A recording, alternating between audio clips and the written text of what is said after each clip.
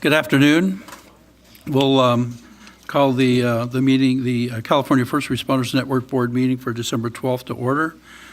First order of business will be calling the roll. Scott Edson. Here. Shelley Hutchins here for Budge Courier. Fernand Manalis. Jason Nicteris, inquiry. Thank you. Jeff Hunter. Sheriff Jim Melee. Chief Scott Howland. Here. Chief Nathan Trarnick. Here. Chief Kevin Guerrero. Bill Hartley. Mr. Corey Reynolds. Here. Stephanie Tom. Here. And Jeff Lee. 1, 2, 3, 4, 5. We do have a quorum. First order of business will be approval of the minutes from September the 12th, 2018. Are there any corrections? Hearing none, is there a motion to approve? Howland, motion to approve. Is there a second? Second. We have a motion and a second. Roll call. So Scott Edson. Yes. I'm sorry, not for Fernand Manalis. Yes. Yes. Chief Howland. Yes. Chief Trarnick. Mr. Reynolds. Yes. Yes, sorry. Okay, thank you, Chief. And Stephanie Tom. Yes. And that's a unanimous, so we'll move on to item number 3, which is a FirstNet presentation. Shelley Hutchins will be standing in for Budge Courier to do this, so we can keep your eyes on the board, please. Good afternoon. Again, this is Shelley Hutchins. Did I turn it on? Yes. Sorry about that. This is my first CalFRN board meeting. Let's see. First, I just wanted to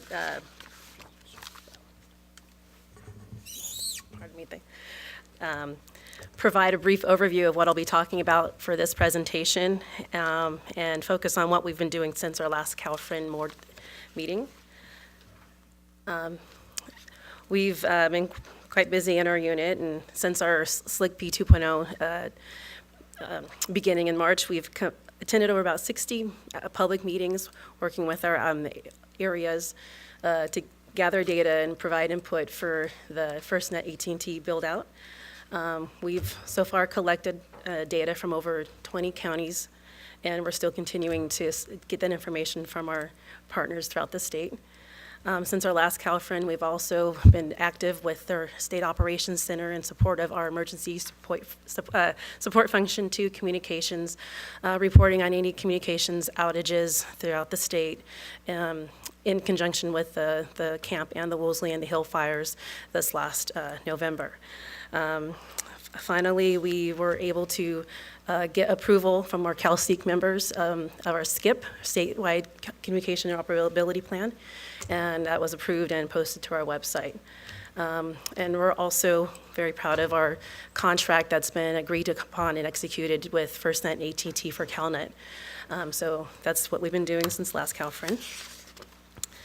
Our next slide, again, shows where you can look at the contract for FirstNet services through CalNet for ATT and FirstNet. If you have questions about how to go about ordering services, you can click on those links or contact CalNet. You'll have their information through those links. We're also currently working on a contract for broadband service providers for other public broadband safety service providers. So we're looking at having a contract for that early 2019. One of the things that has also come up since our last CalFRN meeting has been there was, during Fleet Week, users had reported that the experience that they had with their devices wasn't what they thought they would be. So we're requesting support from AT&T and FirstNet to provide an overview of what the issues were with their devices and what would be causing those problems. as well as it was brought to our attention that there was a potential security risk with a push-to-talk application that's also being offered through the FirstNet AT&T app store. We met with AT&T and brought the issue to them, and they're currently addressing that. They responded to us, and we're looking again for their support and what they're doing about that and how they go about vetting their apps that they provide on their store. Another thing that we keep commonly hearing too is what type of devices are out there. What do you get when you have a FirstNet device, whether you have an orange SIM or black SIM, or bring your own device. And we wanted to devise a way that we could sort of easily point to you what options you'd be getting based on what you're purchasing.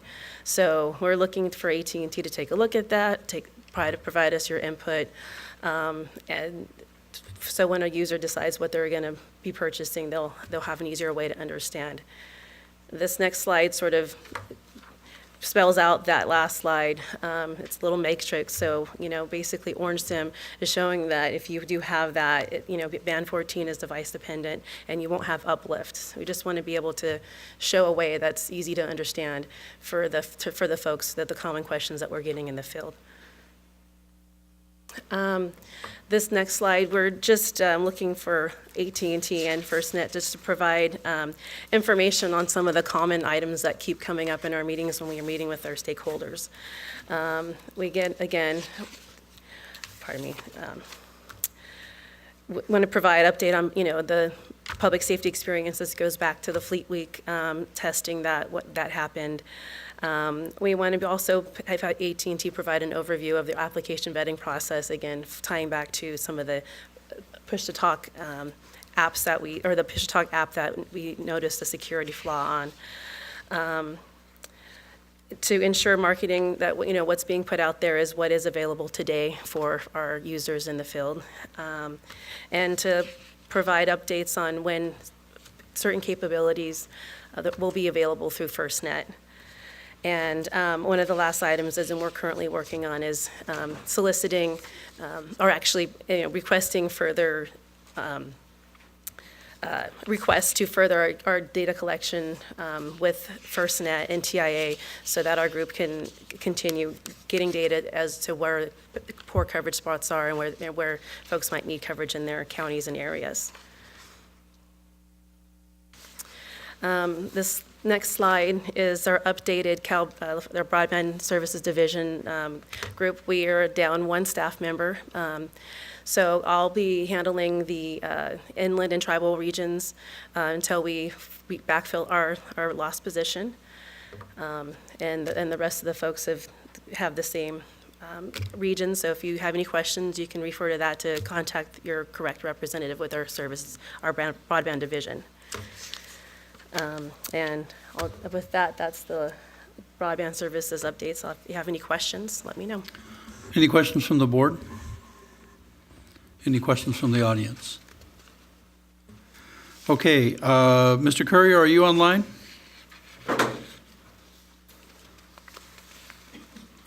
Budge Courier, are you on the phone?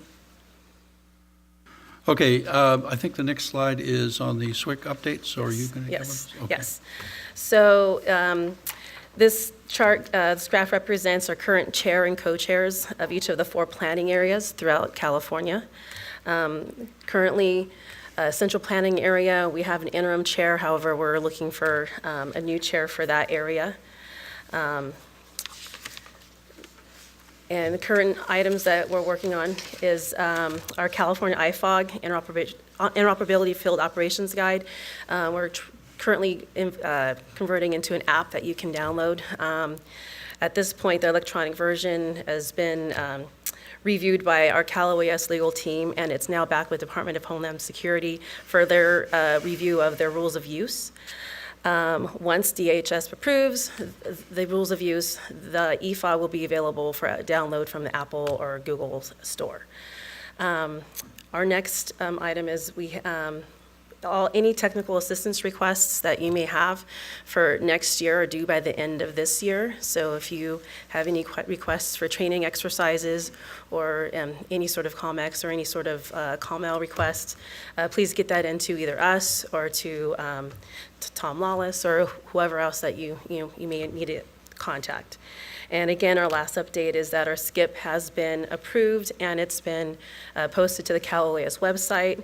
And this is important, so any Homeland Security grants for communications that you may be applying for have to tie back to one of the 11 SCIP initiatives that are listed in the plan, or at least the National Emergency Communications Plan goals or SAFECOM goals.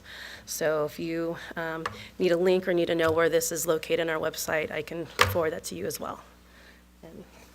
Thank you. Any questions from the board? Any questions from the audience? I see I did jump over the FirstNet presentation, the AT&T presentation, so let me jump back and pick up that. So do we have anybody from FirstNet to provide us an update on? Kevin? Thank you.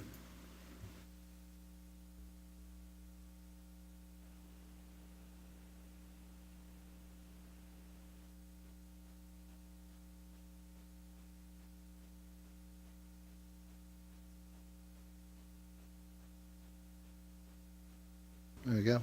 Okay. Mr. Chair, members of the board, thank you. First order of business, I'd like to introduce our new Senior Public Safety Advisor, Chris Baker. He's a professional engineer and attorney at law, licensed in the state of California. He's going to be handling regions 2, 3, and 4. I'll be handling regions 1, 5, and 6 moving forward.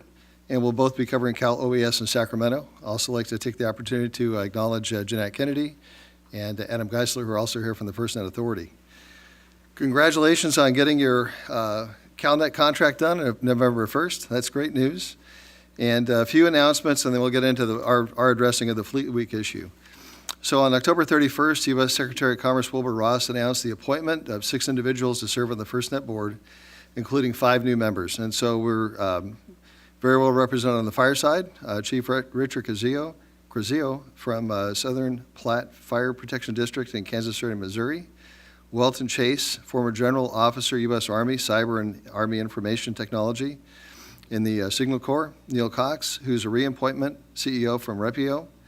Brian Crawford, Chief Administrative Officer and former firefighter, City of Shreveport, Louisiana. Billy Hughes, Mayor, Gulfport, Mississippi. And Paul Patrick, Division Director of Family Health and Preparedness, Department of Health, State of Utah. On September 5th, Ed Horowitz was appointed as board chair for FirstNet. And on September 21st, Richard Stanek, Minnesota Sheriff Richard Stanek, was appointed as vice chair. Our outgoing members, Chair Sue Swenson, remaining in private enterprise. Vice Chair Jeff Johnson will continue on as CEO of Western Fire Chiefs. Board member Kevin McGinnis, who was with the FirstNet board since the beginning. He'll be going into other endeavors. And board member and Mayor Anise D. Parker, who served on the Public Safety Advocacy Committee and helped FirstNet engage with local governments in the planning leading up to the early deployment of the network, will also return her former position. On October 1st, Ed Parkinson was appointed as acting CEO, and after CEO Mike Poth resigned to go back into private enterprise. And on August 13th, the First Responder Network Authority, or FirstNet Board, approved an $81 million budget for the operating fiscal year 2019. This is with a focus on priority areas of public safety engagement and deployment of the nationwide broadband network. The board also gave the FirstNet Authority the green light to explore reinvestment opportunities and network enhancements and innovation for public safety. So our FirstNet California priorities for the oncoming year: continue to engage with California public safety agencies to provide regular FirstNet updates, update on the network build-out, answer local coverage questions with specific IOC mapping. That's been very helpful and very positive with the agencies we've met with. We also want to develop agency adoption strategies and timelines, realizing that we're in IOC 2, we have 3, 4, and 5 to go, as well as our final operating condition. We have some time to continue planning for that final build-out. And with regard to Fleet Week, network performance, which we take very seriously, we're aware of the network issues that affected users at Fleet Week event in San Francisco and are monitoring the situation. we need to remember that the priority and preemption we have now is not what we're going to have in our final operating condition. So Band 14 is extremely important, and the key points, and to reiterate what Shelley had reported on, Band 14 deployables and Band 14 enabled devices are mandatory for best possible experience until Band 14 network is completed in your region. Mission-critical voice, data, video, and PTT are included before FOC, March 30, 2022. So we still have some time to get those things done. The best experience for service will be using the newest devices equipped with Band 14 and a black FirstNet SIM. And I'll be happy to send this to Shelley so you can send this out. But these are the key things that our test lab has identified, and actually it really has been in our messaging for quite some time, but we're really focusing on this messaging to make sure that we're not getting ahead of where we want to be, but where we are right now. So Band 14 is required for best experience when built out in your area, which appears in many areas of California to maximize an IOC 3 and 4. IOC 3 ends March 29th of 2020, and IOC 4 ends on March 29th of 2021. Quality of service with priority and preemption is scheduled to be available in IOC 2. That's the IOC that we're in now.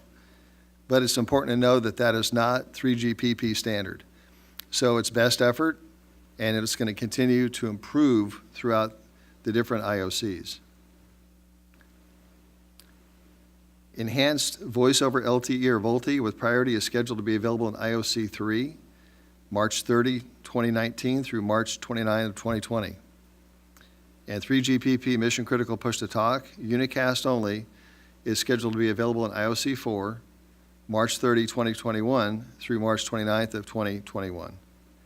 And 3GPP mission critical push to talk broadcast, mission critical voice, data, IoT are scheduled to be available in IOC 5, which begins on March 30th, 2021 and concludes on March 29th of 2022. Our final operating condition occurs March 30, 2022, where all items on the IOC milestones are to be delivered under contract to FirstNet by our contractor, AT&T. There are also additional updates. Regular updates will occur on our .gov website, so www.firstnet.gov. And at this time, I'll take any questions you may have. Quick question for you. Chief. With the, I don't know any of the details of the Fleet Week thing, and wanted to try and, can you provide a little context of what the user experience was and what the parameters were? Those orange SIMs, black SIMs, Band 14, not Band 14? I'm going to defer to AT&T on that because that's their responsibility to report on that. But what I've gotten so far is that it was very slow. The network was very overloaded, priority and preemption from the public safety, because I've talked to the public safety, first responders, and they said it was not the experience that they would expect. So the network was slow, it was crowded. I've talked to the AT&T staff, and they said that based on their end that they saw priority and preemption working. It was better than the other experiences that other people were having, but still it was not what public safety would expect. And then after talking to our test lab folks who have a lot of LTE engineering experience, have actually built systems, they referred us back to our own messaging and said, look, what we have today is going to continue to evolve all the way to FOC. And so we're not going to have the best possible experience until we get some of those mission critical things on the devices. Band 14 is most critical. What we've seen across the country are events where we have a lot of people and they've deployed the deployables, the cows and colts.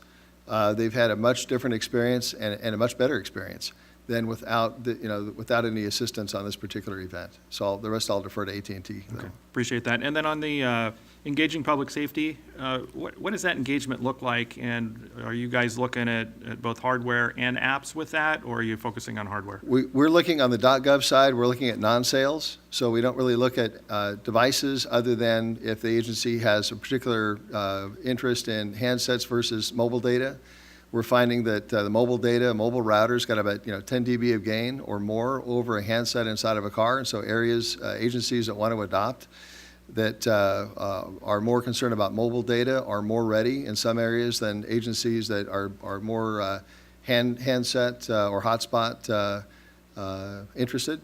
And so we sit down with them, we go through the basics of FirstNet, what FirstNet is, what we're going to offer. We really are focusing on the IOCs and services based on IOC.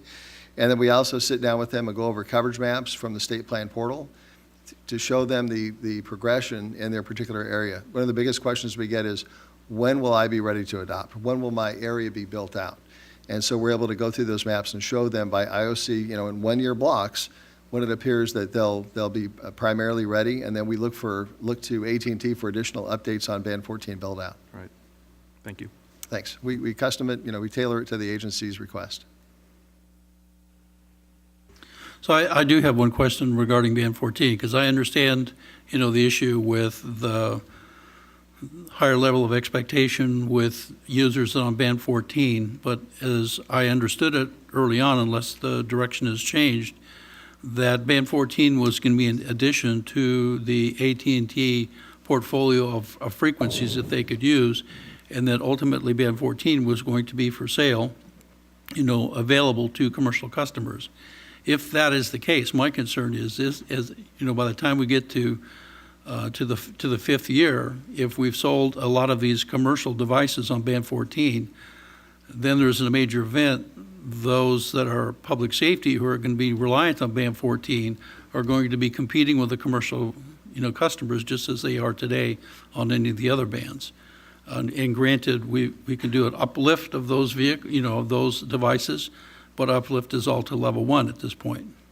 So my concern is, if the Band 14 is going to be continued to be made available to the commercial customer, it really undercuts the whole intent behind the FirstNet system. Understood. The Band 14 and the latest messaging I've received from FirstNet.gov is that Band 14 may have some commercial traffic on it, and if it has some, we have to acknowledge that. However, public safety is going to have priority on Band 14, and the strategy at this point is to have public safety reside on Band 14 first, and have the public not on Band 14, but on other bands. So you've got Band 17, which is 700 meg. You got Band 5, which is 800. So basically, public safety starting at Band 14 and working their way up as they need it. But this is something we have to continually monitor. This is a serious thing that we want to make sure that public safety is getting priority on Band 14. I think as we learn and get through this process, we're learning more about what we initially wanted, and maybe things have kind of changed a little bit. We need to get back to where we need to be. As with any technology, the more we use it, the more we learn. And so we learned with Fleet Week that we had an experience that definitely would have benefited by having deployables, and they weren't deployed. And so I think, and I've talked to the AT&T, and they understand that very strongly now. So Band 14 is more important, I think, than they thought. That was our original build, and so as we go through this process, and again, we're only, we're 3 months away from beginning IOC 3, and then we got 4 and 5 past that. So we're really 3 more years into this to where we can fine tune these things to make sure we have public safety's confidence. Go ahead. Yeah, just a little clarification on the priority now and on band class 14. So as I understand, some of the complications at Fleet Week were less the priority of getting onto the network and then more the bandwidth that was required to run some of maybe the higher bandwidth applications across the network during that time. Do you see similar problems arising on band class 14, especially given the potential of it becoming congested with commercial users? The whole reason that FirstNet is here is to give public safety the experience that they need and give them the bandwidth that they need. And so if we need to make changes, with the contractor later down the road, but I think right now we're on target. We understand that Band 14 is really important. And we've seen other events across the country where Band 14 has been deployed where this problem hasn't occurred. So we looked at all the events, we looked at the ones that had problems, and the common denominator was that events that had Band 14 didn't have this kind of problem. And so even though it's unfortunate it occurred, it's actually good it occurred so we could really see what level we have today and then what needs to be done in the future to make sure that that works. And then also, reminding everyone that 3GPP standards are really important. In the past, people didn't think they were. Mission critical push to talk, regular push to talk, what's the difference? Well, the difference is with that application running on the device and on the network, it actually it maintains that connection and the bandwidth that's needed. So we don't have that now, We have best effort now, and again, VoLTE next in IOC 3, but then really, I think you get the most reliability, you do get the most reliability in IOCs 4 and 5. And I'll send that information to you so you have that. We want to make sure that we're on message and that that public safety understands that this is an evolutionary process. The good news is it's only about 3 years. This is not a 10-year type of thing. And it's going to continue to evolve and get better as time goes on. Thank you. But I hope you understand as we make more and more devices available to the commercial traffic on Band 14, Yes. even if there's a change in policy, those, the cattle's already out of the corral. I think the thing that really is most important with all of this is the public safety experience. If public safety isn't happy with what we are offering, they're not going to adopt. And that's certainly going to get our attention, and we're certainly going to have to take issue or take action on that to make sure that we get their confidence. So again, we've hired Chris, we have a lot of people who have operational experience, and we know what a good experience is, and we know what law enforcement needs and fire service needs. And so we want to make sure that we're monitoring that as time goes on. So no, we totally understand. Thank you. Are any other questions from the board? Yes. Kevin, I'd like to recommend that FirstNet Gov kind of push AT&T toward ensuring that there's some Windows applications. There's millions of mobile data computers in the field today, and there's hundreds of smartphones starting to be used by public safety across the nation, and that's going to take years for public safety to start deploying smartphones, start replacing mobile data computers. Yet all I hear about is apps in the store, in the FirstNet repository that are all smartphone apps. I'm going to say the same thing to AT&T when they get up and talk, but I'd like to remind, and I've been doing this for the last few months now, FirstNet Gov and AT&T Firstnet, we've got to start looking at some solutions that go on mobile data computers, because that's what public safety is using today. We don't need to just wait for the smartphones. So if you could help get that message, I'd appreciate it. I will take care of that, and I agree with you. Any other questions from the board? Any questions from the audience? Thank you, Kevin. Thank you. Next item up, it would be the AT&T presentation.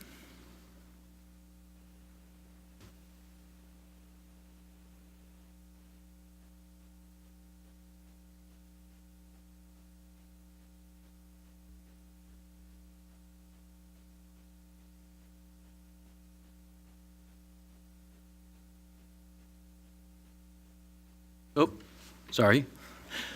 My name is Steve Menard, and I'm going to be new to the West region. Currently, my role with AT&T is the Assistant Vice President for FirstNet Sales for retail and indirect. So in 2018, I was managing our retail stores and putting FirstNet in the stores to take care of our first responders across the country. As some of you may know, we have 5,500 stores that service our first responders across the country.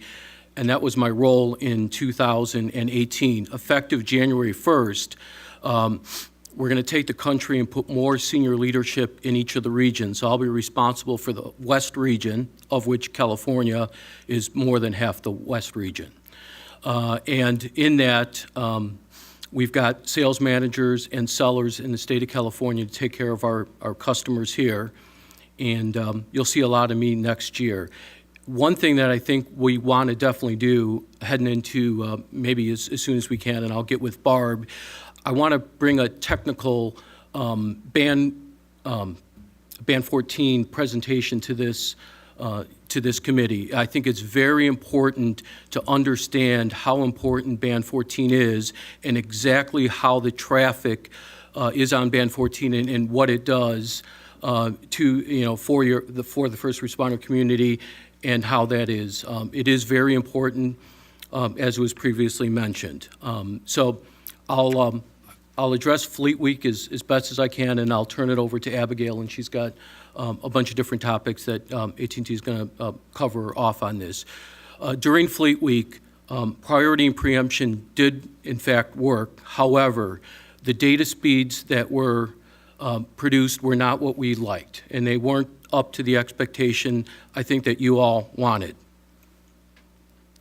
As soon as Fleet Week was completed, AT&T sent resources to the city of San Jose and the city of San Francisco and immediately started working to figure out what we can do for the next big event. And the next big event is planned, the national championship game, I believe, is January 7th in San Jose.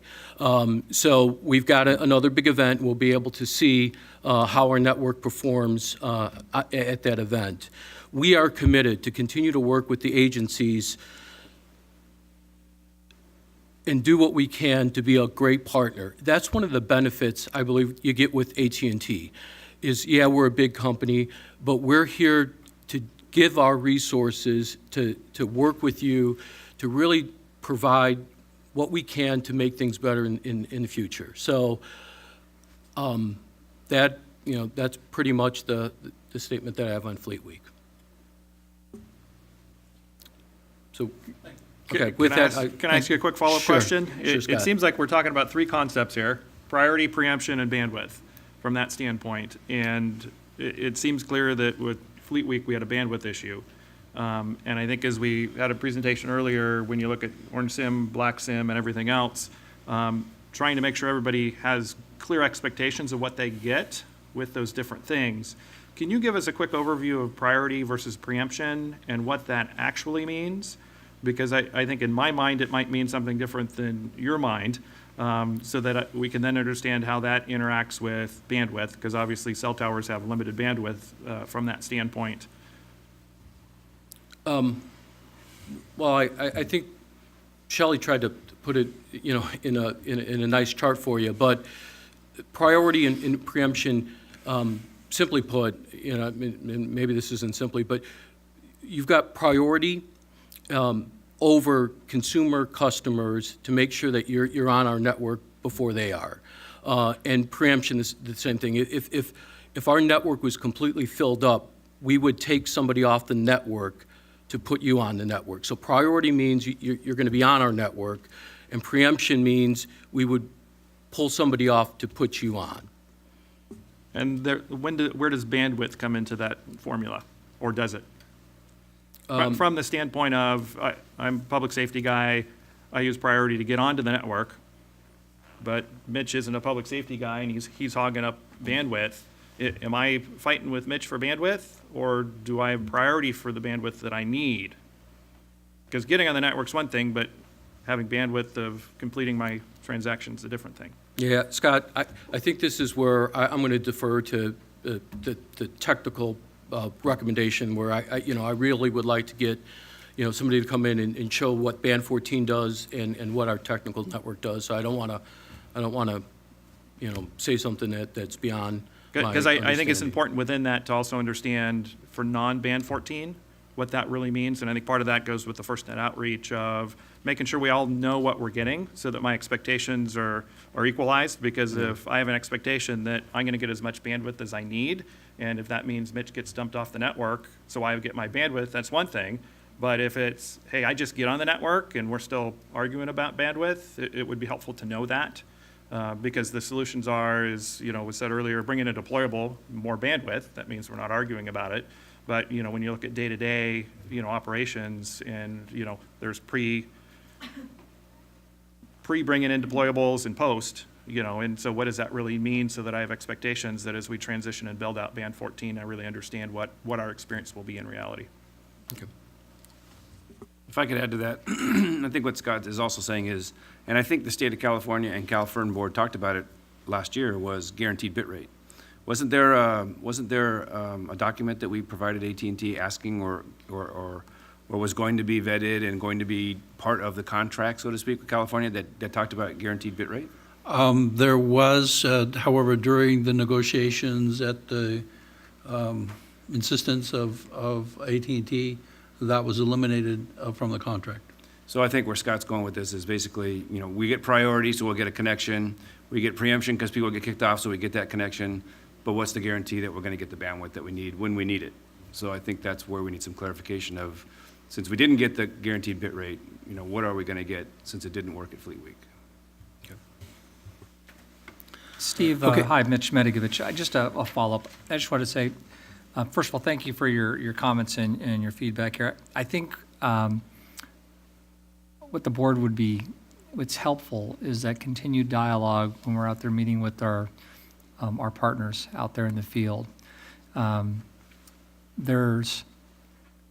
While I just heard you brief that priority and preemption did work, okay? The user experience, the feedback that we're getting is that it didn't.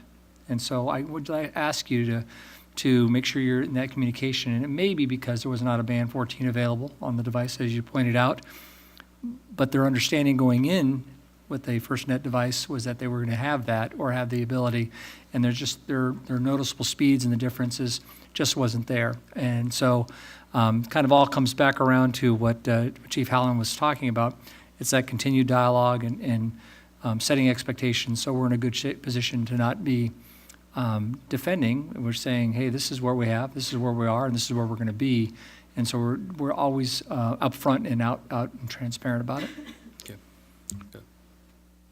I would also like to add one comment, and I do understand that AT&T is under some pretty significant adoption criteria requirements.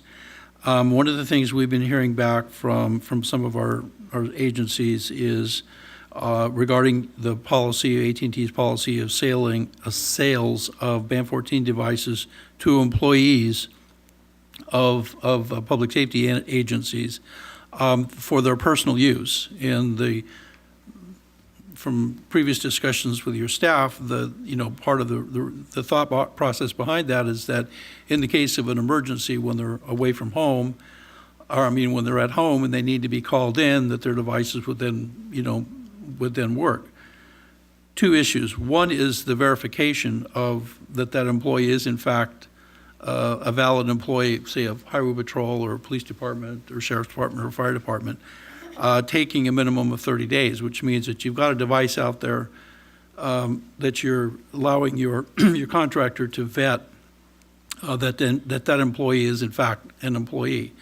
The second thing is there is no notice to the employer that employee now has a Band 14 device, and therefore, nor is there an ability of that employer to uplift that employee because they now know that employee has a Band 14 device and they can be uplifted, while they're in response. So what I'm hearing back is that no, that's private information. AT&T can't share that, and if that's the case, you kind of defeat the purpose of selling a Band 14 device to an employee of an organization when that organization can't even know that person has one.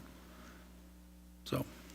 Okay, well, if you'd want, we could also, in another presentation, kind of go through a subscriber pay, but just to, if an individual first responder, we call it subscriber pay, does go in and gets a line for their own use, and they're a true first responder, we validate them, and they need to be uplifted in an emergency, the agency that they would be responding to in that emergency has the ability to uplift them based on their telephone number.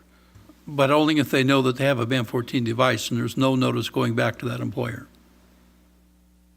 Right, but the first responder that would be going to the emergency would let the agency know that I'm here, here's my phone number, they would uplift them. Mm. We could do a more depth. Yeah, it would be better if the Okay. employer knew ahead of time who is leveraging their relationship with the department to obtain that device, and that agency then have the knowledge and that they can go into an event and know that person has a device that can be uplifted and get them there and maybe save their life by being able to communicate with them while they're in the middle of a hazardous response. Okay. Just a quick follow-up on that, too. I know one of your colleagues at the Public Safety when in front of the Public Safety Advisory Committee for FirstNet, pledged to give that board an FAQ that is provided to the AT&T sales associates at the store level, just kind of on how this process works. And in that spirit of sort of information sharing, I think I would request that this board get a copy of that, too. I think something we're getting a lot of questions from our stakeholders in the field, and that might help us answer that. Thank you. Okay.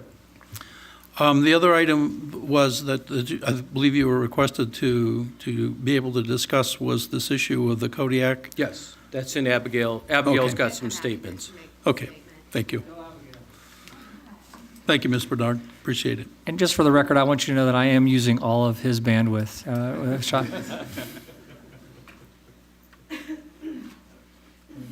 All right. Thank you, Steve, and I'm very much looking forward to working with you in 2019 and having more leadership here in California to support myself and my team. Abigail Baker, I'm the FirstNet West Region Manager for California, Nevada, and Hawaii. I'm here to give some updates, which are some builds and also numbers of subscribers. I will address the Kodiak request.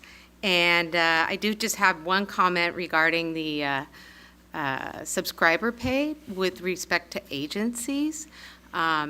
But nevertheless, I'll jump right into it, and I just want to thank Pat and the board and everyone for allowing us to have this opportunity to talk about what we've done to this point since our meeting back in September, and it's quite significant, and we're very excited about it. Well, one thing is, thank you very much for working with us. I was exposed to the contract negotiation process, and I'm pleased to say that we do have a contract. And Shelley, I know you brought that up in your presentation, but we at AT&T and FirstNet are very excited about it too, the CalNet contract, which was signed on October 24th. So I know many of our representatives are working towards having an opportunity to sign on many state agencies, and we've even had some questions from some others that Shelley has directed to me for the CalNet contract. So that is a very great milestone that the state of California has. So going on, in terms of the build update, one of the things that we've seen is a lot of infrastructure built out throughout the state. Last quarter, we're up 20% with new sites in terms of new site builds, which is 73. And in addition to that, we're up 50% with 696 Band 14 overlays in place. In other words, over 50% from the last report that we provided of 306. Current California subscribers, at least from a national standpoint, and I'll just back up there to a national standpoint, is currently 369,000, and that represents 6,005 public safety agencies as of the end of Q3. In California, we have 246 public safety agencies that have chosen to adopt FirstNet, which represent 26,980 subscribers. So that says quite a bit about the FirstNet network. In terms of the shared infrastructure, I'm sorry, I don't keep stating in front of there we go. The shared infrastructure, I know, Shelley, you've been working with Tom Van Alstine, but he gave me a statement that he said, we remain open to working obviously, with Cal OES and other state and public safety agencies to co-locate our equipment as part of a shared infrastructure plan. Some of the meetings that have been taking place are in late October, met with the Department of Water Resources, and are currently working on, with the DWR, to examine potential locations along the path of California's aqueduct system. On November 6th, they met with Caltrans and look forward to hearing more from the agency on potential sites within their tower and property portfolio. Additionally, they're analyzing potential DMV locations for shared infrastructure and hoping to finalize a meeting with CHP to discuss options. So that is an update in terms of the shared infrastructure. I know I've been at meetings with universities in which they're looking at opportunities for shared infrastructure on campuses as well. That is my update so far. I'm just going to double check to make sure. We did touch on deployables last time in September. I'm happy to say that we did get all the deployables by the September 30th date. There was a question regarding deployable requests because of our state commitment of 7 hours. So we're committed to providing a deployable based on a request by an agency that is a FirstNet subscriber within a 7-hour window from the request. And we're going to continue to strive to make that window. We've already done so. I know that Barb Wynn, who joins me here, has been in charge of that, and we have a few agencies that have taken advantage of our FirstNet deployables already. If you have any questions, we can discuss that with Barb because she's been firsthand experience with that. In terms of the Kodiak, I do have a statement to read. Do you have any questions so far before I jump into that, or should I just keep going? What would you like me to do? You mentioned 7 hours for deployment of one of the 6 FirstNet deployables. Yes. To agencies with an agreement? Correct. So a FirstNet customer is eligible for anyone with a FirstNet account with AT&T is eligible for requesting a FirstNet deployable. Whether it be for an event, if there was an event, or if it's for an emergency. With an event, we need a 30-day advanced request. Okay, so the reason I'm we Absolutely. recently had a pretty significant event up in Butte County. Yes.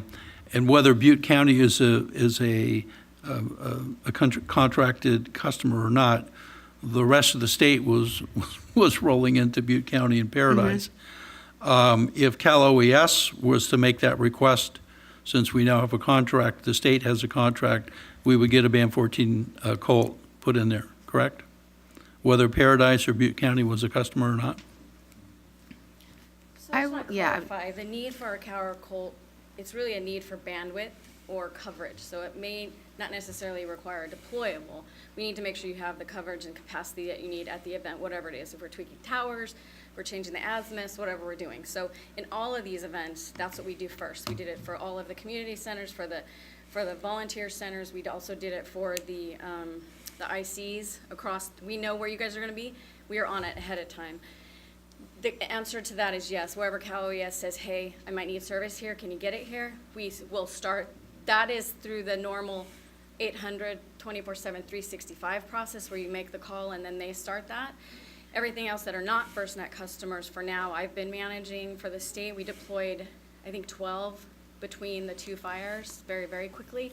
We had assets sitting there waiting to get into where they needed to be for safety reasons, obviously, but they were staged way ahead, even where I was prodded to go to my peers and ask for help because they weren't out there as quick as we were. So we did a really good job, but yes, that would be. Yeah, so as as long my as you're concern is we have more and more adopters in the state, and I Yep. can see this only is continuing to grow. Yep. We're going to be deploying potentially Band 14 subscribers, whether they're individual or whether their agency is a subscriber, into those areas, where we want the Band 14 coverage, which means one of the 6 Colts.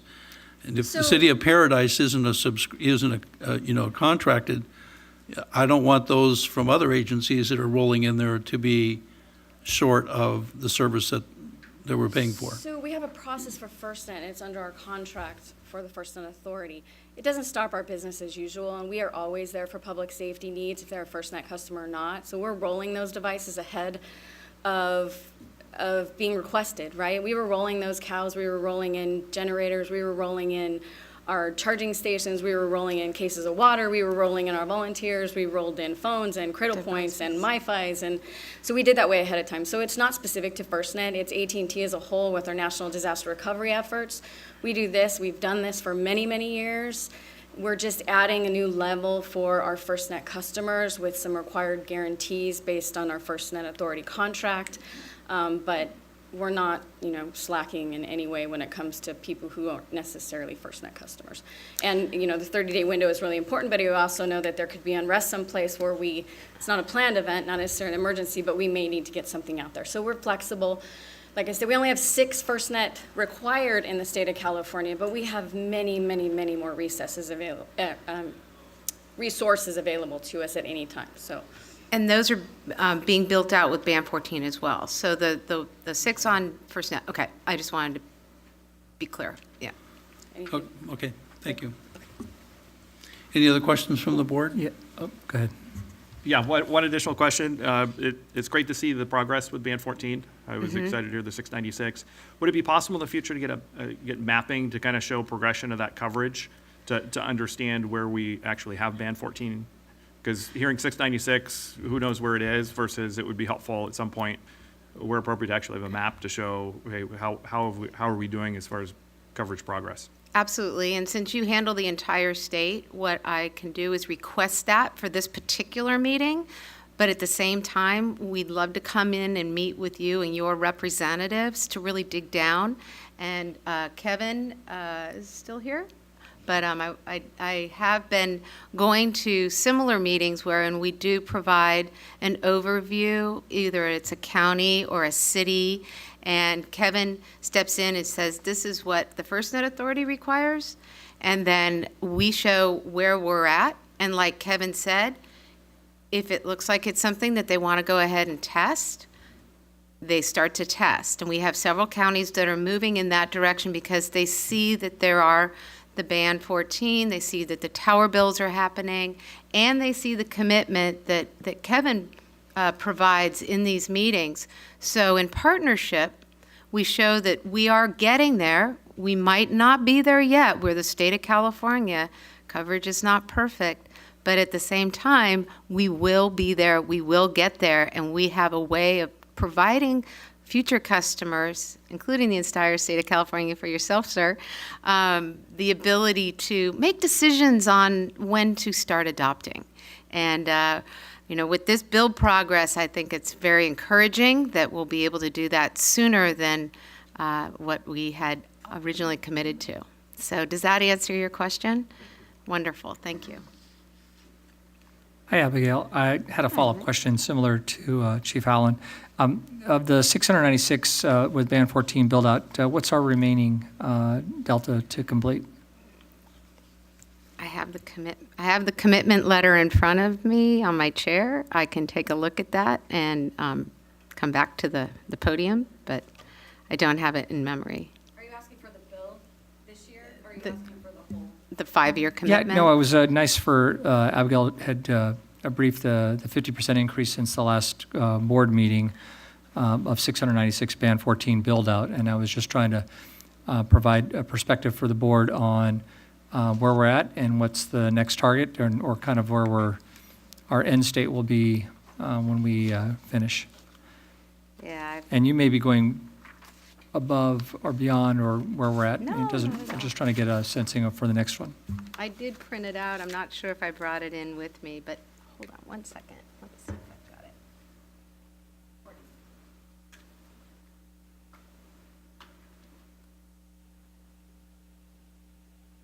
Governor's commitment letter. And if you can't find it, it's okay. We can go back to it later. So that's Oh, fine. I have it. It's right here. So, let's see. AT&T commits to build 1,000 sites within California within the next 10 years. Specifically, within the next 5 years, AT&T will build 70 sites as part of AT&T's standard network operation and 30 band class 14 FirstNet sites. Does that? So that was 1,000 new builds, that was 1,000 new sites. So you're Right, just but asking that Band was in- 14 overlay? The Oh, Band 14, overlay, I'm yeah. So sorry. we have 5,000 we committed to in the state plan letter.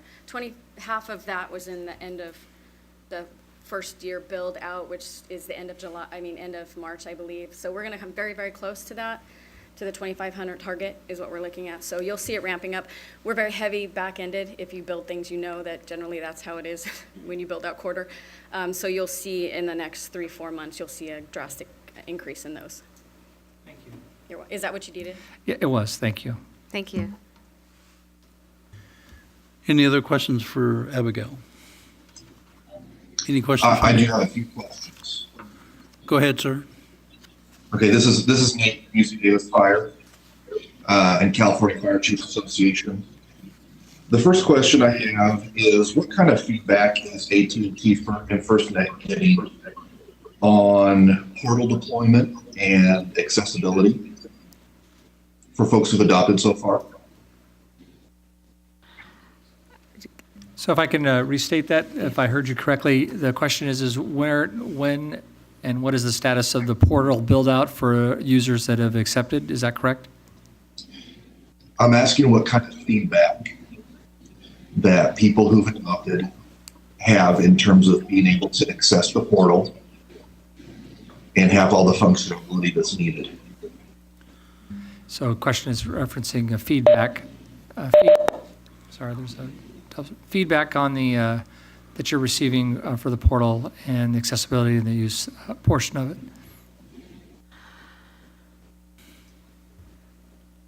I personally have not received any types of feedback, whether it's a positive experience or a negative experience from any customers to date. I can certainly find out. It's specific to the state of California and even fire to bring that information back to the next board meeting. But I don't have any feedback at this point with respect to the portal itself. Okay. Is there a ticketing system in place when people have issues with the portal, that they would submit some sort of a help ticket? And if there is there a way for us to get access to how many of those are? So I think what I heard the question is, to just restate it, is there a way to provide a ticket when there's issues with the portal itself and then track and monitor those tickets? Is that a correct statement from your question? It's just the audio is a little bit garbled. That's correct. Okay. The answer is yes, there is. And I'm happy, you could get my information through Shelley or anyone, and be happy to direct you to someone that can actually give you a complete overview of how to access that.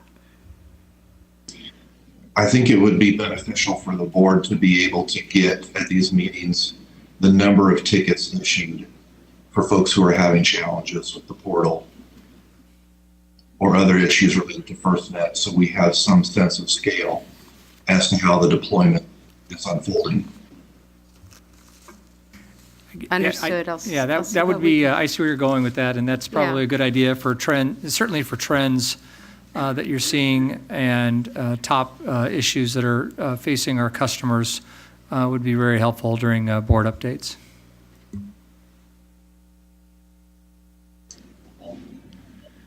Any other questions for Understood. Abigail? Any questions from the audience? Thank you very much. I think she was going to address Kodiak.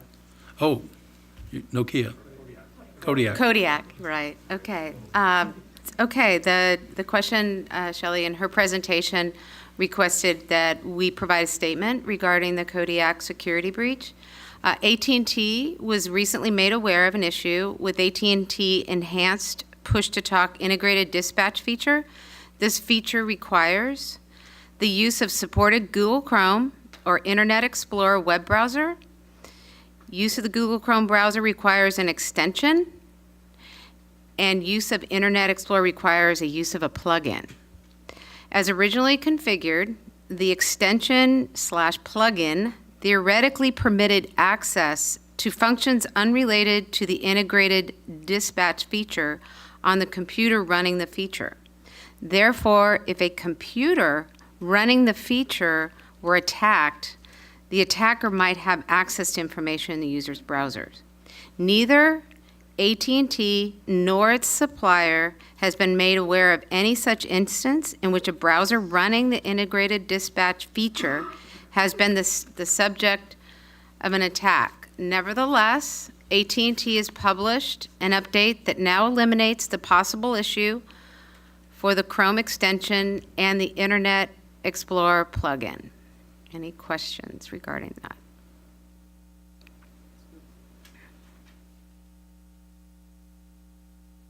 Thank you. Any questions from the board? On an unrelated matter, Abigail, just like I asked Kevin, I'd like you to take back that we here would really like to see more mobile data computer Windows apps brought forward, because we're just not there with smartphones nationwide, but we are there with MDCs. I think you understand the importance. We need to be able to take certainly advantage do. of the mobile data computers now and smartphones in the future.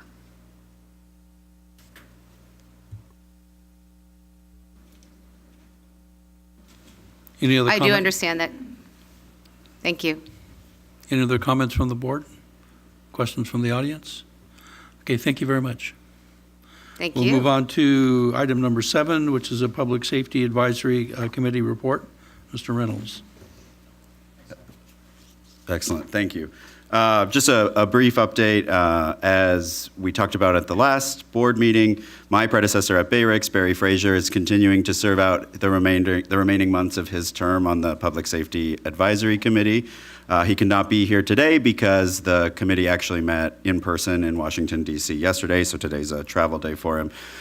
Much of the update that he has given me, we've actually discussed today in this forum, so that's great. A lot of similar requests for information from FirstNet and AT&T. I'll note leadership updates on the PSAC. Todd Early was appointed the new chair of the PSAC. Todd serves as the SWIC and the FirstNet single point of contact for the state of Texas.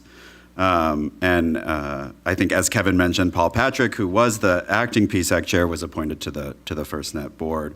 The PSAC continues to hold monthly webinars for its members. The last 2 focused on the Internet of Life-Saving Things and kind of a year in review looking back at the outreach activities and the webinar series. We've talked a little bit about direct sales to in stores or directly to public safety personnel on their personal devices. So I think it's great news that FirstNet AT&T has heard those concerns. They've told the PSAC that AT&T has done an audit and found some of these non-authorized users and is in the process of offboarding those users. But I think there's still issues that we've seen and that our peers across the country have seen of maybe too aggressive sales or marketing to these users. And again, these questions of verification, which we talked about earlier.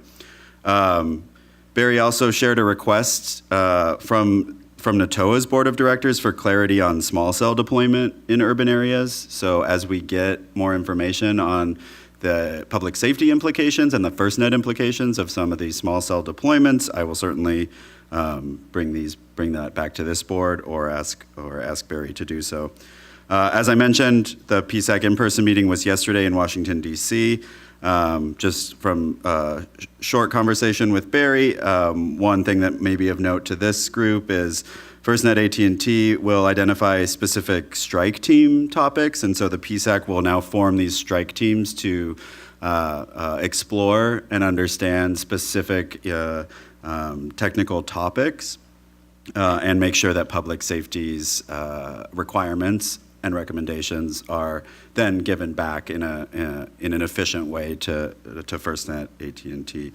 The rest of the update from the PSAC is I don't need to get into because it's stuff we've talked about in this forum. So thank you. Thank you. Any questions from the board? Questions from the audience? Okay, we move on to public comments. We've not received any public comment cards, but if there's anybody that would like to address the board, you're more than welcome to do it now. Seeing none, we'll entertain a motion to adjourn. Motion to adjourn? We have a second. We have a motion and a second. All those in favor say aye. Aye. Any opposed? Motion carries. We're adjourned.